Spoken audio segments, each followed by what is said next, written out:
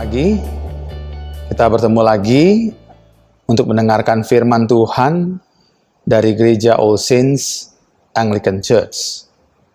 Hari ini kita masih mendengarkan firman Tuhan dari Mazmur, khususnya Mazmur 80 ayat 1 sampai 20 dengan tema Pulihkan Kami. Kita sebelumnya akan berdoa. Tuhan, pada saat ini kami mengucap syukur untuk hari ini yang Kau berikan bagi kami. Kami tahu ya Tuhan bahwa di dalam kehidupan kami saat ini banyak kendala. Dan untuk itu ya Tuhan, kami secara pribadi maupun komunitas gereja kami ya Tuhan, beserta ya Tuhan bangsa kami meminta Engkau memulihkan kami. Dan biarlah Tuhan firman Tuhan hari ini mengajarkan kami ya Tuhan bagaimana kami datang kehadirat-Mu di dalam doa untuk meminta Engkau memulihkan kami. Di dalam nama anak-Mu Yesus Kristus kami telah berdoa. Amin. Mazmur 80 adalah doa Asaf kepada Tuhan atas nama kerajaan utara atau yang disebut Israel, Samaria. Setelah mereka atau bangsa Israel ini ditawan oleh Asyur pada tahun 722 sampai 21 sebelum Masehi. Sementara nama Yusuf dapat merujuk pada seluruh bangsa. Penyebutannya dalam ayat 2 tentang Efraim dan Manasye, putra-putra Yusuf, dan Benyamin, saudara laki-laki Yusuf terdekat, menunjukkan bahwa kerajaan utara yang dimaksud di dalam doa Asaf ini.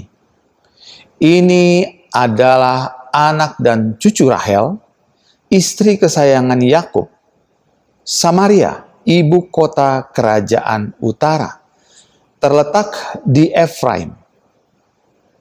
Bait Allah sementara itu masih berdiri di Yerusalem. Dan kejatuhan Samaria seharusnya menjadi peringatan bagi Yehuda untuk tidak melanggar perintah Tuhan. Bahwa Asaf berdoa untuk Samaria dan memohon kepada Tuhan untuk pemulihan dan penyatuan kembali bagi seluruh bangsa, menunjukkan bahwa persaingan lama kerajaan utara dan selatan, Israel dan Yehuda, yang terkadang telah terjadi, itu patut berakhir. Dan bahwa beberapa orang Yehuda pun prihatin atas kehancuran Yusuf atau Israel ini. Sangat disayangkan, terkadang dibutuhkan pertikaian, perpecahan, dan kehancuran untuk mendekatkan saudara. Yusuf dan saudara-saudaranya adalah contohnya. Secara struktur kita bisa melihat pengulangan frasa pulihkan kami, ayat 3, ayat 7, dan ayat 19, menandai 3 permintaan yang dibuat Asaf kepada Tuhan untuk kedua kerajaan. Ketiga pengulangan ini merupakan pembagian yang kita akan telusuri hari ini sehubungan dengan pemulihan suatu bangsa. Hal ini memberikan pengharapan bagi kita juga sebagai suatu bangsa, bahkan seluruh bangsa-bangsa di dunia ini, untuk dipulihkan Tuhan dari keterpurukan, terutama dari COVID-19 ini. Hal pertama, kita melihat pemazmur menyerukan permintaan pemulihan. Karena dia percaya bahwa Tuhan adalah gembala dan Allah yang bertahta di bait Allah yang perkasa. Kedua hal ini adalah pengakuan pemazmur tentang keunikan Allah dalam memulihkan bangsa-bangsa, ayat 1 sampai ayat 4. Dan kita bisa melihat bahwa doa pemazmur yang mengidentifikasikan Allah sebagai gembala Israel yang berperan untuk menjaga, melindungi, dan membawa kebaikan bagi Israel. Tentu di sini ditujukan untuk menggiring bangsa Israel ataupun kita yang saat ini membaca dan merenungkan firman Tuhan ini sebagai kawanan domba.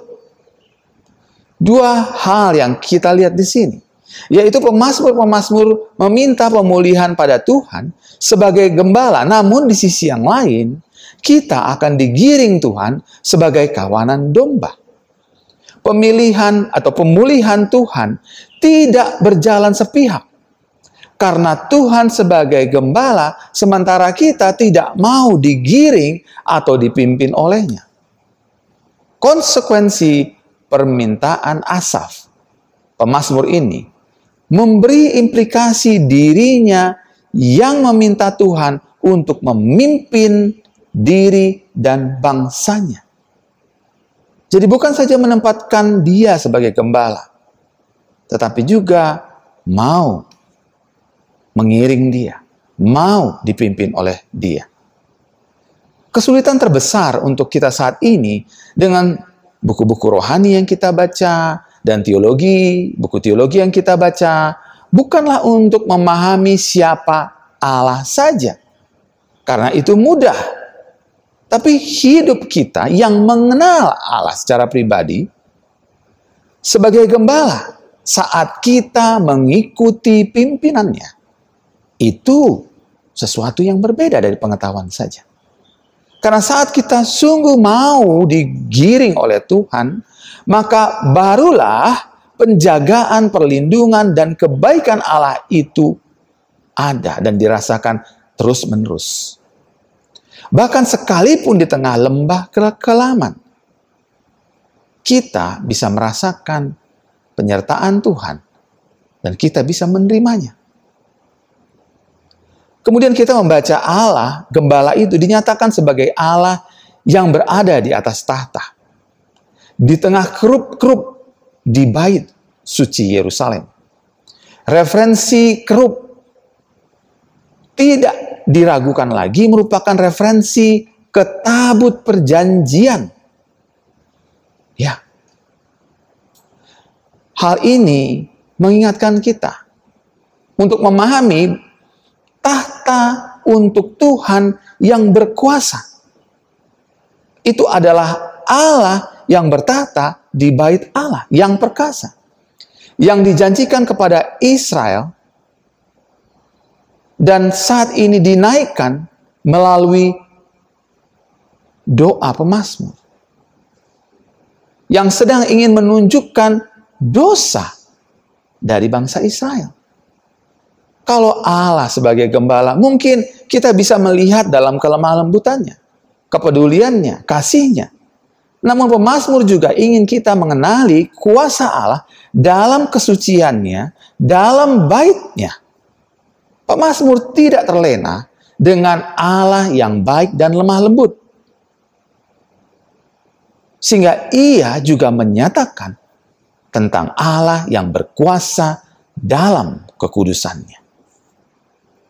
Mungkin gambaran ini dapat kita ingat saat tabut perjanjian Allah digunakan untuk pertempuran oleh orang-orang Israel dengan harapan membawa kemenangan dalam perang. Namun itu justru menderita kekalahan yang signifikan. Hofni dan Pinehas, anak-anak imam besar Eli yang jahat itu tewas dan tabut dirampas. Hal yang sama terjadi seperti sebuah kutukan. Tabut yang dirampas oleh orang Filistin terpaksa dipindahkan ke beberapa bagian dari wilayah mereka. Karena munculnya tumor atau wasir seperti benjolan yang menyebabkan penderitaan penduduk di tiap kota yang ditempatinya. Asdod, kemudian Gad, lalu Ekron. Hal ini seperti menjelaskan kepada kita bahwa Yahweh dengan keberadaan tabut perjanjian itu sedang pergi ke pengasingan, mengambil kutukan karena perjanjian dengan umatnya, dan sementara itu di pengasingan ia berjuang untuk mereka dan mengalahkan para dewa orang Filistin. Bagian pertama, Mazmur ayat 1-3, diakhiri dengan refrein dengan harapan akan wajah Tuhan. Artinya kehadiran Tuhan yang memberi kehidupan. Hal ini menggemakan berkat imamat dalam Bilangan pasal 6 ayat 22-26. Yang sering kita dengar sebagai doa berkat. Pemazmur menyadari bahwa hanya kehadiran Tuhanlah yang memberi kehidupan, maka kita akan diselamatkan. Hal kedua, kita melihat pemazmur menyerukan permintaan pemulihan karena dia percaya bahwa Tuhan adalah Allah semesta alam. Saat bangsanya, saat dirinya menderita. Itu ayat 5-8. Jika kita membandingkan refrein di ayat 4 dengan ayat 5 dan kembali refrein kedua di ayat 8, maka ada penambahan dari pengulangan di mana Tuhan disapa sebagai Tuhan semesta alam.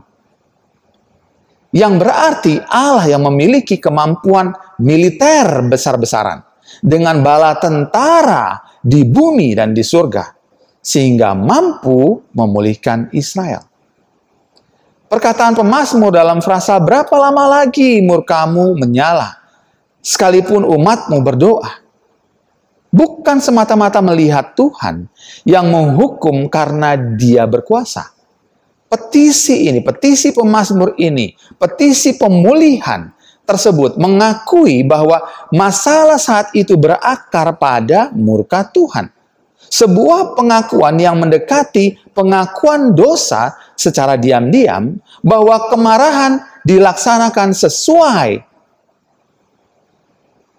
dengan apa yang mereka lakukan. Ada kata ganti orang kedua, mu, engkau pada ayat 5 dan 6. Tuhan secara langsung bertanggung jawab atas keadaan Israel yang mengerikan karena keberdosaan mereka. Kita bisa melihat di sini. Pemazmur ingin mengajak kita untuk memusatkan semua yang kita alami pada Tuhan dalam doa. Keyakinan akan keberdosaan mendorong keyakinan pada Tuhan yang memiliki kuasa atas segalanya. Bukan saja seperti hal yang pertama tadi, melihat dia sebagai gembala. Dan ini mengajak kita atau mempertanyakan kita, apakah kita memiliki keyakinan yang sama? Keyakinan akan keberdosaan yang mendorong keyakinan pada Tuhan yang memiliki kuasa atas segalanya di bumi maupun di surga. Ketika kita melihat penderitaan akibat dosa, maka apakah kita melihat Tuhan alam semesta di sana? Ketika kita melihat pandemi ini, apakah kita melihat Tuhan alam semesta di sana? Di langit ketika kita memandang di langit. Kita bisa mengalami kesulitan mencari nafkah, bahkan sampai menangis. Seperti pemazmur, mungkin kita melihat orang yang lebih beruntung dan diberkati daripada kita di saat pandemi ini. Kita dicerai-berai dan diolok-olok. Tapi kita tidak melihatnya sebagai hukuman dosa. Namun juga memusatkan kita atau diri kita pada Tuhan. Karena sebetulnya kita harusnya memusatkan diri pada Tuhan yang dapat berbuat apa saja untuk membawa kita untuk memandang wajahnya. Pemazmur seolah-olah ingin menyatakan kepada kita bahwa di tengah penderitaan yang ada, pandanglah Tuhan. Pandanglah Tuhan hanya karena dialah yang sanggup menolong. Refrein kedua berbunyi di ayat yang ke-8. Ya Allah semesta alam, pulihkanlah kami. Buatlah wajahmu bersinar, maka kami akan selamat. Karena semua bergantung pada Tuhan. Bukan pada situasi dan keadaan kita. Kita memang layak dihukum. Namun jangan alihkan hidup kita darinya. Yang mampu memberi hidup dan memulihkan kita, sekalipun dari kehancuran. Hal ketiga, yang terakhir, kita melihat pemazmur menyerukan permintaan pemulihan karena pemazmur percaya bahwa Tuhan yang menghidupkan kembali sebuah bangsa, menghidupkan kembali kita. Melalui pandemi ini juga, ayat 9-20. Mengapa kita perlu menyerukan permintaan pemulihan pada Tuhan yang menghidupkan kembali? Pertama, karena kita mendapati akhir pasal ini, referen ketiga menyebutkan kembali di ayat 20. Ya Tuhan, Allah semesta alam, pulihkanlah kami, buatlah wajah-Mu bersinar, maka kami akan selamat. Kembali wajah-Mu di sana, frasa wajah-Mu di sana menekankan kehadiran Tuhan yang memberi kehidupan. Sementara di ayat 19 disebutkan, biarkanlah kami hidup, maka kami akan menyerukan nama-Mu. Kesimpulannya, jelas bahwa pemazmur meminta Tuhan membiarkan mereka hidup. Pemazmur percaya kehadiran Tuhan yang memberi kehidupan. Mengapa pemazmur percaya tentang kehadiran Tuhan yang memberi kehidupan? Karena Tuhanlah pemilik pohon anggur. Tuhan sebagai pemilik anggur dinyatakan dalam berbagai peristiwa yang dijelaskan dari ayat 9-20 lewat dari bacaan kita selanjutnya. Allah sebagai pemilik anggur itu dinyatakan sedang meninjau sejarah Israel bersama dengan Allah. Pemazmur melakukan peninjauan itu. Ayat 8-11 merinci sejarah penyelamatan Israel dengan anggur sebagai metaforis atau menggunakan gaya bahasa metafora. Dengan gambaran ini, pemazmur itu mengingatkan pada Israel yang dibawa keluar dari Mesir. Ayat 8a. Tuhan yang memimpin bangsa ini menghalau orang-orang Kanaan untuk mereka memiliki tanah yang dijanjikan oleh Tuhan. Ayat 8 dan 9. Dan kemakmuran Israel di tanah perjanjian, ayat 10-11. Tinjauan ini dirancang secara retoris untuk mempersiapkan pertanyaan berikutnya, yaitu mengapa? Di ayat 13. Mengapa kalau begitu Tuhan Engkau melanda temboknya sehingga ia dipetik oleh setiap orang yang lewat? Pemazmur menghubungkan kekacauan dan kehancuran yang dialami mereka dengan Tuhan. Sebuah tindakan Tuhan yang membuat mereka dan kita tertegun karena apa yang terjadi dalam ayat 12, ayat sebelumnya adalah kontradiksi yang menakjubkan dari ingatan sejarah atas apa yang Allah telah lakukan bagi bangsa Israel. Di ayat 8-11, Tuhan yang mengasihi dan menciptakan Israel sekarang adalah perusaknya. Tuhan telah membalikkan ladang sepenuhnya dan menyerahkan Israel kepada penjajah yang menghancurkannya. Seperti babi hutan yang menggerogoti padang dan kebun anggur itu sendiri. Pergerakan dari ingatan positif ke bencana yang datang ini mengingatkan kita pada nyanyian kebun anggur yang tertulis dalam Yesaya pasal 5 ayat 1-7. Lalu pemazmur meminta Tuhan untuk memandang mereka kembali dengan situasi mereka, melihat mereka dari langit.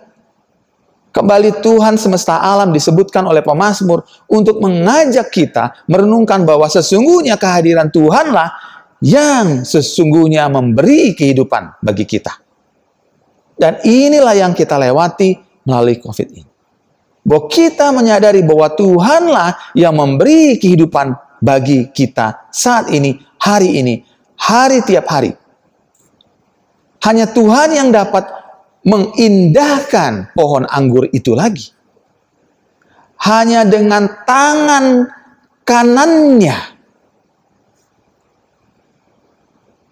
Artinya pemazmur menyatakan bahwa Tuhan yang mampu dan pada akhirnya akan memulihkan bangsa yang telah direndahkan oleh kekalahan dan kehancuran. Pemazmur tahu hal itu dapat terjadi saat bangsa ataupun kita berada di jalannya. Ia berkata, kiranya tanganmu melindungi orang yang di sebelah kananmu. Pada poin ini kita diingatkan pada Yesus yang menyebut dirinya sebagai pokok anggur dan mengarahkan kita pada dirinya sebagai jalan. Akulah jalan, kebenaran, dan hidup. Saat ini sebenarnya keberdosaan kitalah yang ditanggungnya. Namun bukan berarti konsekuensi masa kini tidak ada sama sekali. Tapi ia ingin menjamin, dan pemazmur mengajak kita untuk melihat Tuhan, bahwa hanya Tuhan yang bisa memulihkan diri kita, keluarga kita, bangsa kita, ekonomi kita, semuanya. Tuhan ingin mengembalikan kita di jalannya. Sama seperti ia dapat melindungi bangsa Israel yang ada di sebelah kanannya. Akhirnya, perkara ini tidak berhenti di situ saja. Karena disebutkan anak manusia yang telah kau teguhkan bagi dirimu itu. Anak manusia di sana. Sebagai ungkapan yang sering digunakan Yeskiel. Sebagai seorang yang melawan Tuhan. Namun saat ini, pada bacaan ini, ada di jalannya, di sebelah kanannya. Dan ia membuatnya teguh bagi diri Allah sendiri. Berarti frasa ini merujuk pada interpretasi mesianis, merujuk pada Yesus, merujuk pada kedatangan Kristus yang akan meneguhkan kita untuk hidup di jalannya agar kita kembali kepadanya dan berada di luar hukumannya. Dan Kristus sudah hadir. Dia sudah datang. Dan kita hanya bisa diteguhkan melaluinya. Dan dia mengajak kita untuk kembali padanya. Untuk kita berada di luar hukumannya. Ia ingin kita memiliki hidup dan mendapatkan keselamatannya. Sungguh luar biasa. Tuhan yang menjanjikan keselamatan, pemulihan. Begitu panjang dari Israel sampai hari ini melalui Yesus Kristus. Apakah Anda dan saya percaya akan pemulihan yang datang melalui Yesus Kristus ini? Kita hanya dapat dipulihkan melalui anak manusia. Markus 14 ayat 62 menyatakan, jawaban Yesus demikian, akulah dia, dan kamu akan melihat anak manusia duduk di sebelah kanan, yang maha kuasa dan datang di tengah-tengah awan-awan di langit. Kita lihat keterkaitannya.